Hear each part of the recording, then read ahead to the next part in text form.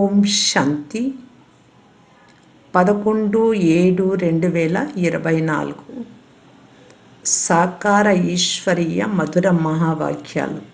మధురమైన పిల్లలు స్తబ్ద అవస్థ కలవారిగా అనగా అశరీరులుగా అయ్యేందుకు ఇప్పుడు ఇది సమయం. ఈ అవస్థలోనే ఉండే అభ్యాసం చేయండి. ప్రశ్న: అన్నింటికన్నా ఉన్నతమైన గమ్యం ఏమిటి? అది ఎలా ప్రాప్తిస్తుంది? జవాబు: సంపూర్ణ నిర్వికారి దృష్టి కలవారిగా అవ్వాలి. ఇదే ఉన్నతమైన గమ్యం. కర్మేంద్రియాలలో ఏమాత్రము చంచలత్వం రాకూడదు. అప్పుడే సంపూర్ణ నిర్వికారి దృష్టి కలవారిగా అవుతారు. ఎప్పుడైతే ఇటువంటి అవస్థ ఏర్పడుతుందో అప్పుడు విశ్వరాజ్య అధికారం లభించగలదు. ఉన్నతిలోకి వెళ్తూ ఉంటే వైకుంఠ రసాన్ని ఆస్వాదిస్తారు అని అంటూ ఉంటారు కూడా. అనగా రాజులకి రాజులుగా అవుతారు, లేకపోతే ప్రజలుగా అవుతారు. ఇప్పుడు చెక్ చేసుకోండి, నా వృత్తి ఎలా ఉంది, ఎటువంటి పొరపాట్లు జరగడం లేదు కదా అని. ఓం శాంతి. ఆత్మ అభిమానులుగా కూర్చోవాలి. స్వయాన్ని ఆత్మగా భావించండి అని తండ్రి పిల్లలకు అర్థం చేయిస్తూ ఉన్నారు. ఇప్పుడు బాబా ఆల్రౌండర్ దాదీని అడుగుతున్నారు, సత్యుగంలో ఆత్మ అభిమానులుగా ఉంటారా లేక దేహ అభిమానులుగా ఉంటారా? అక్కడైతే ఆటోమేటిక్గా ఆత్మ అభిమానులుగా ఉంటారు. ఇప్పుడు శరీరం అనేది ఎంత న్యాచురల్గా అనుకుంటూ ఉన్నామో అలా ఉంటారు. అక్కడ గడియ గడియ స్మృతి చేయాల్సిన అవసరం ఉండదు, నేనాత్మ అని. అయితే అక్కడ ఏమని భావిస్తారు అంటే, ఇప్పుడు ఈ శరీరం పెద్దదైంది, ఇప్పుడు ఇక దీనిని వదిలి క్రొత్త శరీరాన్ని తీసుకోవాలి. ఏ విధంగా సర్పం యొక్క ఎగ్జాంపుల్ ఉదాహరణ ఉందో, ఒక పొర వదిలి ఇంకొక పొర ధరిస్తుంది అని, అదేవిధంగా ఆత్మ కూడా ఈ పాత శరీరాన్ని వదిలి క్రొత్త దానిని తీసుకుంటుంది. భగవంతుడు ఉదాహరణలు ఇచ్చి అర్థం చేయిస్తారు. మీరు మనుషులందరికీ జ్ఞానాన్ని భూ చేస్తూ బాబా బాబా అని తెలియజేస్తూ తమ సమానంగా జ్ఞానవంతులుగా తయారు చేయాలి. తద్వారా వారు కూడా ఫరిస్తాలుగా నిర్వికారి దేవతలుగా అవుతారు. మనుషుల నుండి దేవతలుగా తయారు చేయడమే ఉన్నతోన్నతమైన చదువు. మనుషుల నుండి దేవతలుగా తయారు చేశారు అని అంటూ ఉంటారు కూడా. అలా ఎవరు తయారు చేశారు? దేవతలైతే అలా తయారు చేయలేరు. భగవంతుడే మనుషులను దేవతలుగా తయారు చేస్తారు. మనుషులకి ఈ విషయాల గురించి తెలియదు. మీ లక్ష్యము ఉద్దేశం ఏమిటి అని మిమ్మల్ని అన్ని చోట్ల అడుగుతూ ఉంటారు. మరి అలాంటప్పుడు మీ లక్ష్యము ఉద్దేశ్యమును వివరిస్తూ ఒక చిన్న పాంప్లెట్, కరపత్రం ఎందుకు ముద్రించబడి ఉండకూడదు? ఎవరైనా అడిగితే వారికి ఆ కరపత్రమును ఇచ్చినట్లయితే వారు దాని ద్వారా అర్థం చేసుకుంటారు. బాబా అయితే చాలా బాగా అర్థం చేయించారు. ఈ సమయంలో ఇది కలియుగము, పతిత ప్రపంచము, ఇందులో అపారమైన దుఃఖాలు ఉన్నాయి. ఇప్పుడు మనం మనుషులను సత్యుగ పావన మహాసుఖధామంలోకి తీసుకువెళ్ళే సేవ చేస్తున్నాము, లేక ఆ దారిని తెలియజేస్తూ ఉన్నాం. మనం అద్వైత జ్ఞానాన్ని ఇస్తున్నాము అని కాదు. వారైతే శాస్త్రాల జ్ఞానాన్ని అద్వైత జ్ఞానముగా భావిస్తారు. వాస్తవానికి అది అద్వైత జ్ఞానం ఏమీ కాదు. అద్వైత జ్ఞానము అని వ్రాయడం కూడా తప్పే. మనుషులకు దీనిని స్పష్టం చేసి అర్థం చేయించాలి. మన ఉద్దేశ్యం ఏమిటి అని ఎవరైనా వెంటనే అర్థం చేసుకోగలిగేలా వివరణ వ్రాయబడి ఉండాలి. కలియుగ పతిత భ్రష్టాచారి మనుషులను మనం అపారమైన దుఃఖాల నుండి విడిపించి సత్యుగ పవిత్ర శ్రేష్టాచారి అపార సుఖాల ప్రపంచంలోకి తీసుకెళ్తాం. బాబా ఇటువంటి వ్యాసాలను పిల్లలకి ఇస్తారు. దీనిని స్పష్టంగా వ్రాయాలి. అన్ని చోట్ల మీరు వ్రాసినది ఉండాలి.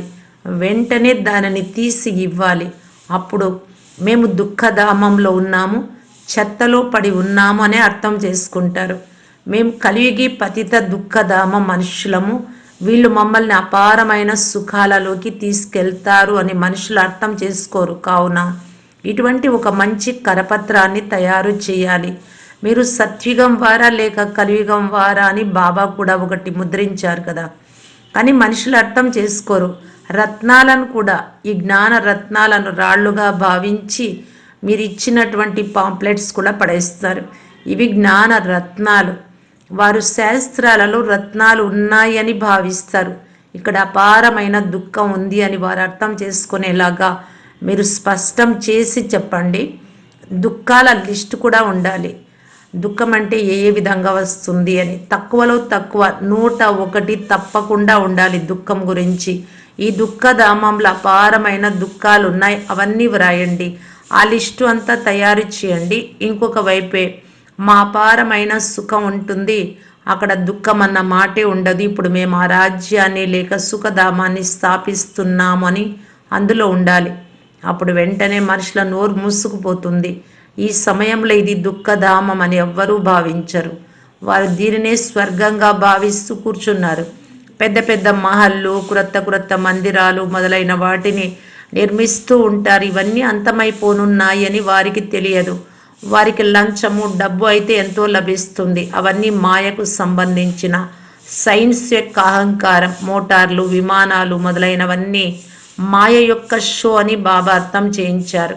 తండ్రి ఎప్పుడైతే స్వర్గ స్థాపనను చేస్తారో అప్పుడు మాయ కూడా తన ఆడంబరాన్ని చూపిస్తుంది. ఇది కూడా నియమం. దీనినే మాయ ఆడంబరము అని అంటారు. ఇప్పుడు పిల్లలైన మీరు మొత్తం విశ్వం అంతటిలోనూ శాంతిని స్థాపన చేస్తున్నారు. ఒకవేళ మాయ ఎక్కడైనా ప్రవేశిస్తే పిల్లలకు మనసులో తింటూ ఉంటుంది. ఎప్పుడైనా ఎవరైనా ఎవరి నామ రూపాల్లోనైనా చిక్కుకుంటే వీరు వికారీ దృష్టి కలవారు అని తండ్రి అర్థం చేయిస్తారు. కలియుగంలో క్రిమినలైజేషన్ ఉంది, సత్యుగంలో సివిలైజేషన్, శుద్ధత ఉంది, ఇక్కడ అశుద్ధత. ఈ దేవతల ముందుకు వెళ్ళి అందరూ తల వంచి నమస్కరిస్తారు. మీరు నిర్వికారులు, మేము వికారులము అని అంటారు. అందుకే తండ్రి అంటారు, ప్రతి ఒక్కరూ తమ అవస్థను చూసుకోండి. పెద్ద పెద్ద మంచి మహారథులు స్వయాన్ని చూసుకోండి. మా బుద్ధి ఎవరి నామ రూపాలలోకైనా వెళ్ళడం లేదు కదా.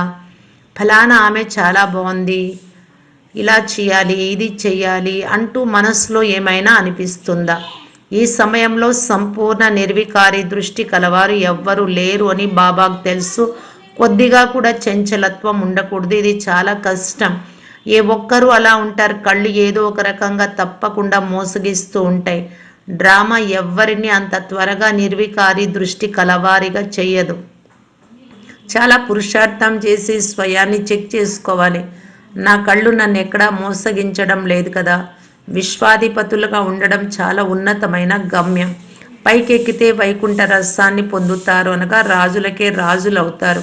పడిపోతే ప్రజల్లోకి వెళ్ళిపోతారు. ఈ రోజుల్లో ఇది వికారి కాలము అని అంటారు. ఎంత గొప్ప వ్యక్తి అయినా రాణి అయినా కానీ తనలో కూడా నన్ను ఎవరైనా చంపేస్తారేమోనన్న భయం ఉంటుంది. మనుషులు ప్రతి ఒక్కరిలోనూ అశాంతి ఉంది. కొంతమంది పిల్లలు కూడా ఎంత అశాంతిని వ్యాపింపచేస్తారు. మీరు శాంతిని స్థాపిస్తూ ఉన్నారు కావున మొదట మీరు స్వయం శాంతిలో ఉండండి. అప్పుడే ఇతరులలో కూడా బలం నిండుతుంది.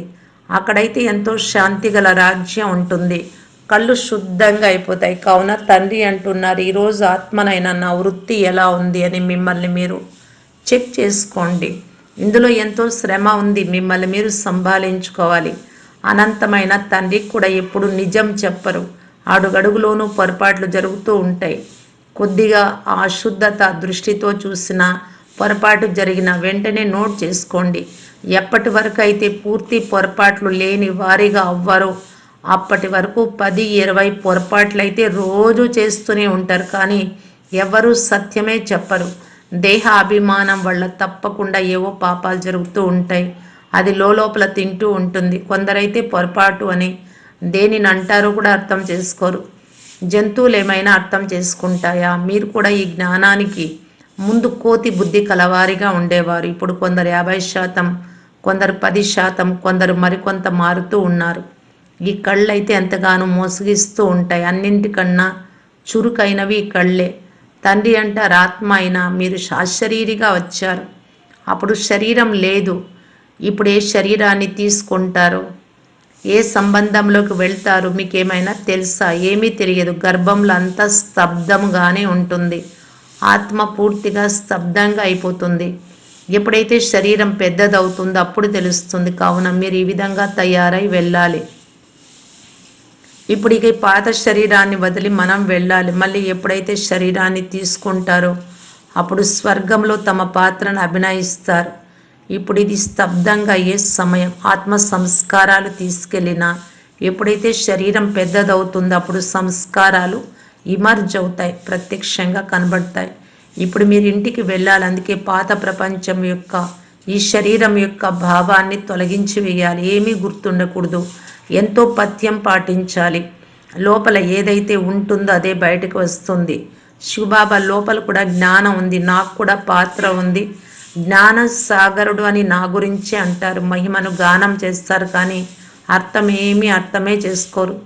ఇప్పుడు మీరు అర్థ సహితంగా తెలుసుకున్నారు. ఇకపోతే ఆత్మ బుద్ధి అయితే ఈ సమయంలో పైసా కూడా కొరగానిదిగా అయిపోతుంది. ఇప్పుడు తండ్రి ఎంత వివేకవంతులుగా తయారు చేస్తారు. మనుషుల వద్ద అయితే కోటాను కోట్లు ఉన్నాయి. ఇదంతా మాయ ఆడంబరమే కదా. సైన్స్లో మీకు ఉపయోగపడే వస్తువులు ఏవైతే ఉంటాయో అవి అక్కడ కూడా ఉంటాయి. వాటిని తయారు చేసేవారు అక్కడ కూడా వెళ్తారు, కానీ వారు రాజులుగా అయితే అవ్వరు. వీరంతా చివరిలో మీ వద్దకు వస్తారు మరియు ఇతరులకు కూడా నేర్పిస్తారు. ఒక్క తండ్రి నుండి మీరు ఎంతమంది నేర్చుకుంటారు? ఒక్క తండ్రి ప్రపంచాన్ని ఎలా ఉన్న దానిని ఎలా తయారు చేస్తారు. ఇన్వెన్షన్ ఎల్లప్పుడూ ఒకరే కనుగొంటారు, ఆ తర్వాత దానిని వ్యాపింపజేస్తారు. బాంబులను తయారు చేసేవారు కూడా మొదట ఒక్కరే ఉండేవారు. దీని ద్వారా ప్రపంచం వినాశనం అవుతుంది అని భావించారు. ఆ తర్వాత ఇంకా తయారు చేయడం మొదలెట్టారు. అక్కడ కూడా సైన్స్ అయితే కావాలి కదా. ఇంకా సమయం ఉంది. నేర్చుకొని తెలివైన వారిగా అయిపోతారు. తండ్రి పరిచయం లభించాక ఇక స్వర్గంలోకి వచ్చి పనివారిగా అవుతారు. అక్కడ అన్ని సుఖపు విషయాలే ఉంటాయి. సుఖధామంలో ఏదైతే ఉండేదో అదే మళ్ళీ ఉంటుంది. అక్కడ రోగము దుఃఖం యొక్క విషయం ఏదీ లేదు. ఇక్కడైతే అపారమైన దుఃఖం ఉంది, అక్కడ అపారమైన సుఖం ఉంటుంది. ఇప్పుడు మనం అది స్థాపిస్తూ ఉన్నాం. దుఃఖహర్త సుఖకర్త ఒక్క తండ్రి. మొదట స్వయానిది కూడా అటువంటి అవస్థ ఉండాలి. కేవలం పాండిత్యం ఉండడం కాదు, దుఃఖహర్త సుఖకర్త మీరు కూడా కావాలి. ఇలా ఒక పండితుడి కథ ఉంది. రామనామాన్ని జపిస్తే నదిని దాటేయవచ్చు అని అన్నారు. అది ఈ సమయంలోని విషయమే. మీరు తండ్రి స్మృతిలో విషయ సాగరం నుండి క్షీర సాగరంలోకి వెళ్ళిపోతారు. ఇక్కడ పిల్లలైన మీ అవస్థ చాలా బాగుండాలి. యోగ బలం లేకపోతే అశుద్ధ దృష్టి ఉన్నట్లయితే వారి బాణం తగలదు. కళ్ళు శుద్ధంగా ఉండాలి. తండ్రి స్మృతిలో ఉంటూ ఎవరికైనా జ్ఞానాన్ని ఇచ్చినట్లయితే బాణం తగులుతుంది. జ్ఞానం అనే ఖడ్గంలో యోగం అనే పదును కావాలి. జ్ఞానం ద్వారా ధనం యొక్క సంపాదన జరుగుతుంది. శక్తి అంతా స్మృతిదే. చాలామంది పిల్లలు ఏమాత్రము స్మృతి చెయ్యరు. అసలు వారికి తెలియదు. తండ్రి అంటారు ఇది దుఃఖధామం అని, సత్యుగం సుఖధామం అని మనుషులకు అర్థం చేయించాలి. కలియుగంలో సుఖము అన్న మాటే లేదు. ఒకవేళ ఉన్నా కానీ అది కాకిరెట్టతో సమానమైనదే. సత్యుగంలో అయితే అపారమైన సుఖం ఉంది. మనుషులు దాని అర్థాన్ని తెలుసుకోరు. ముక్తి కోసం కష్టపడుతూ ఉంటారు. జీవన్ముక్తి గురించి అయితే ఎవ్వరికీ తెలియదు. మరి వారు జ్ఞానాన్ని కూడా ఎలా ఇవ్వగలరు? వారు రావడమే రజోప్రధాన సమయంలో వస్తారు. కావున వారు రాజయోగాన్ని ఎలా నేర్పించగలరు? ఇక్కడి సుఖం కాకిరెట్టతో సమానమైనది. రాజయోగం ద్వారా ఏమి జరిగింది అన్నది కూడా వారికి తెలియదు. ఇదంతా ఇప్పుడు డ్రామాగా నడుస్తోంది అని పిల్లలైనా మీకు తెలుసు. వార్తాపత్రికలలో కూడా మీ గురించి నిందలు వ్రాస్తారు. అది జరగాల్సిందే. అబలలపై రకరకాల అత్యాచారాలు జరుగుతాయి. ప్రపంచంలో అనేక దుఃఖాలు ఉన్నాయి. ఇప్పుడు ఎటువంటి సుఖము లేదు. ఎంత పెద్ద షావుకారులైనా వారు కూడా రోగగ్రస్తులైతే, అందులుగా అయితే దుఃఖమైతే ఉంటుంది కదా. దుఃఖాల లిస్టులో ఇవి కూడా వ్రాయండి. రావణ రాజ్యంలో కలియుగ అంతంలో ఈ విషయాలన్నీ ఉన్నాయి. సత్యుగంలో దుఃఖం యొక్క విషయం ఒక్కటి కూడా ఉండదు. సత్యుగం ఒకప్పుడు ఉండి వెళ్ళింది కదా. ఇప్పుడు ఇది సంగమ యుగం. తండ్రి కూడా సంగమ యుగంలోనే వస్తారు. 5000 సంవత్సరాలలో మీరు ఏమేమి అంటే ఎన్ని జన్మలు తీసుకున్నారో అనేది ఇప్పుడు మీకు తెలుసు. అలాగే ఏ విధంగా సుఖం నుండి దుఃఖంలోకి వస్తారో కూడా తెలుసు. ఎవరికైతే మొత్తము జ్ఞానం అంతా బుద్ధిలో ఉంటుందో, ధారణ ఉంటుందో వారు అర్థం చేసుకోగలుగుతారు. తండ్రి పిల్లలైనా మీ బుద్ధి జోలెను నింపుతారు. ధనం ఇచ్చినా ధనం తరగదు అన్న గాయనం కూడా ఉంది. ధనాన్ని దానం చేయకపోతే వారి వద్ద అది లేనట్లే. కావున అది మళ్ళీ లభించదు కూడా. లెక్క ఉంటుంది కదా. ఇవ్వకపోతే మరి అది ఎక్కడి నుండి మీకు లభిస్తుంది? వృద్ధి ఎక్కడి నుండి జరుగుతుంది? ఇవన్నీ అవినాశి జ్ఞాన రత్నాలు. నంబర్ వారుగా అయితే ప్రతి విషయంలోనూ ఉంటారు కదా. మీది ఆత్మిక సైన్యం. కల్పపూర్వం పొందినట్లుగా ఒక ఆత్మ వెళ్ళి ఉన్నత పదవిని పొందుతుంది, ఇంకొక ఆత్మ వెళ్ళి ప్రజా పదవిని పొందుతుంది. కారణం ఇక్కడి ప్రయత్నమే. అచ్చా, మధురాతి మధురమైన అపురూపమైన ఆత్మిక పిల్లలకు నంబర్ వారు పురుషార్థ అనుసారంగా బాప్దాదా మరియు మాతాపితల హృదయపూర్వకమైన ప్రాణప్రదమైన ప్రేమతో నిండిన ప్రియ స్మృతులు మరియు గుడ్ మార్నింగ్. ఆత్మిక పిల్లలకు ఆత్మిక తండ్రి నమస్తే. ధారణ కొరకు ముఖ్య సారం. ఫస్ట్ పాయింట్, మిమ్మల్ని మీరు సంభాళించుకునేందుకు అడుగడుగులోనూ చెక్ చేసుకోవాలి. 1, ఈరోజు ఆత్మనైన నా వృత్తి ఎలా ఉంది? 2, కళ్ళు శుద్ధంగా ఉన్నాయా? 3, దేహ అభిమానానికి వశమై ఏ పాపాలు చేశాను? ఇవన్నీ చెక్ చేసుకోవాలి. చార్టు వ్రాయండి ఈ విధంగా. సెకండ్ పాయింట్, బుద్ధిలో అవినాశి జ్ఞాన ధనాన్ని ధారణ చేసి ఆపై దానం చేయాలి. జ్ఞానం అనే ఖడ్గములు స్మృతి పదునును తప్పకుండా నింపుకోవాలి. వరదానము, సత్యత అథారిటీని ధారణ చేసి సర్వులను ఆకర్షితం చేసే నిర్భయ మరియు విజయీభవ. పిల్లలైన మీరు సత్యతకు చెందిన శక్తిశాలి శ్రేష్టాత్మలు. సత్య జ్ఞానము, సత్యమైన తండ్రి, సత్య ప్రాప్తి, సత్య స్మృతి, సత్య గుణాలు, సత్య శక్తులు అన్నీ తండ్రి నుండి ఇప్పుడు ప్రాప్తించాయి. ఇంత పెద్ద అథారిటీకి చెందిన నశ ఉన్నట్లయితే ఇవన్నీ గుర్తుండాలి. ఈ సత్యత అథారిటీ ప్రతి ఆత్మను ఆకర్షిస్తూ ఉంటుంది. అసత్య ఖండంలో కూడా ఇటువంటి సత్యతా శక్తి కలవారి విజయులుగా అవుతారు.